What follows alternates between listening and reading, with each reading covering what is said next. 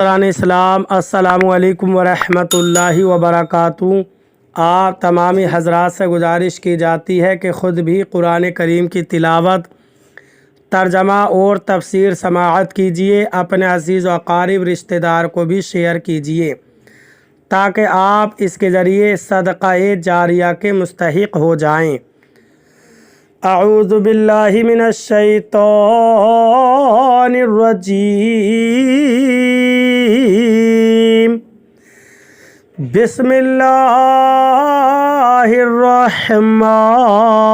الرحیم۔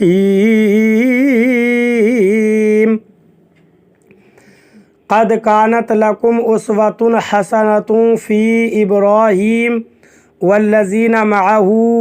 اذ قالوا لقومهم انا براء منکم ومما تعبدون من دون اللہ کفرنا بکم وبدا بیننا وبینکم العداوۃ والبغضاء ابدا حتی تؤمنوا باللہ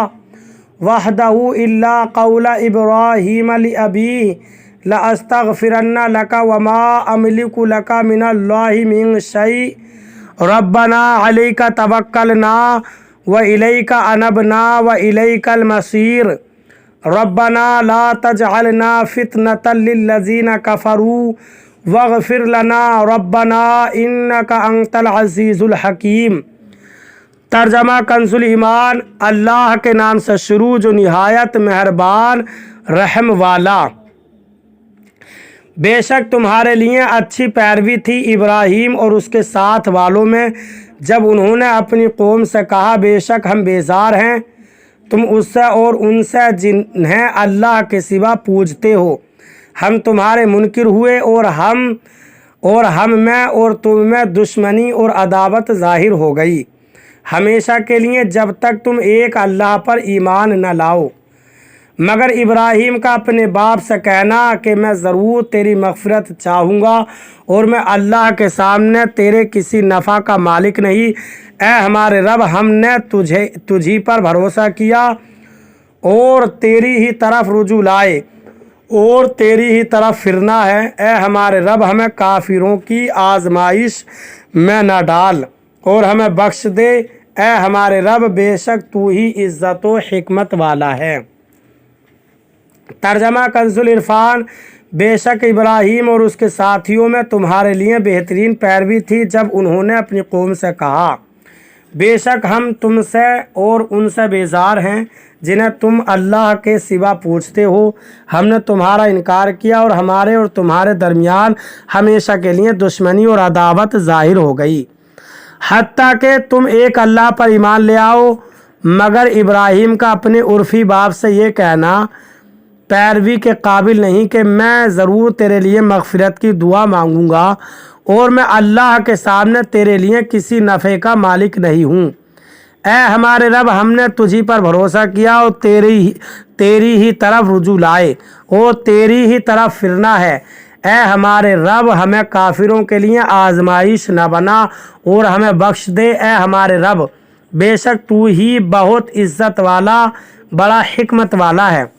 قد کانت لکم اسوۃ حسنۃ فی ابراہیم والذین معہ، بے شک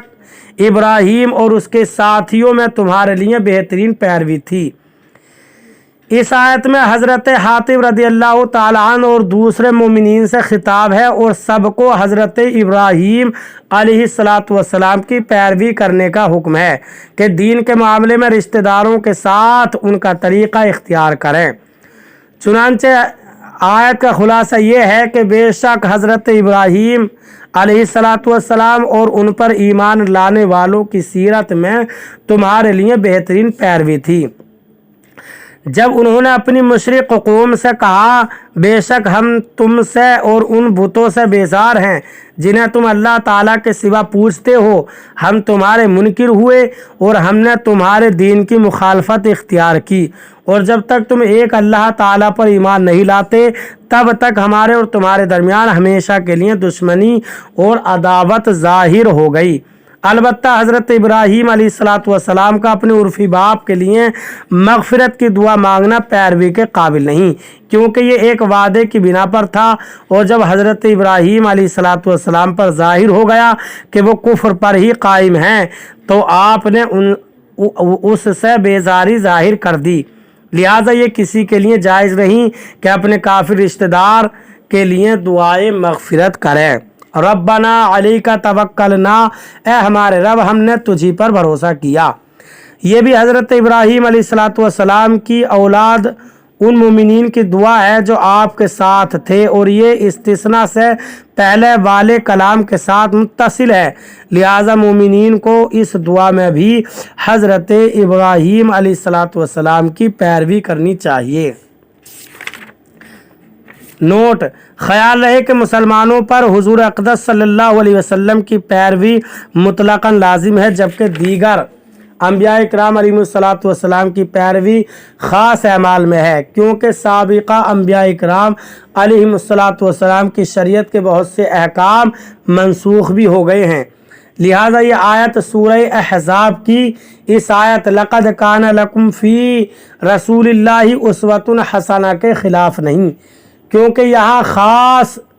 صورتوں میں خاص پیروی کا حکم ہے اور سورہ احزاب کی آیت میں مطلقاً پیروی کا حکم ہے۔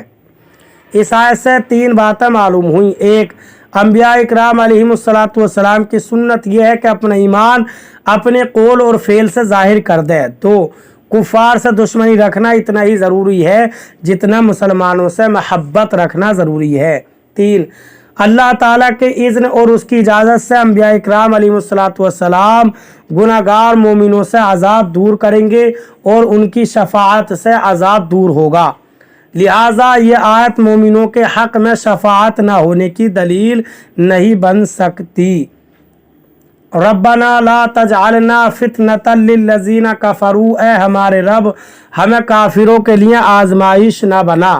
یعنی یہ دعا مانگنے میں بھی مسلمانوں کو ان کی پیروی کرنی چاہیے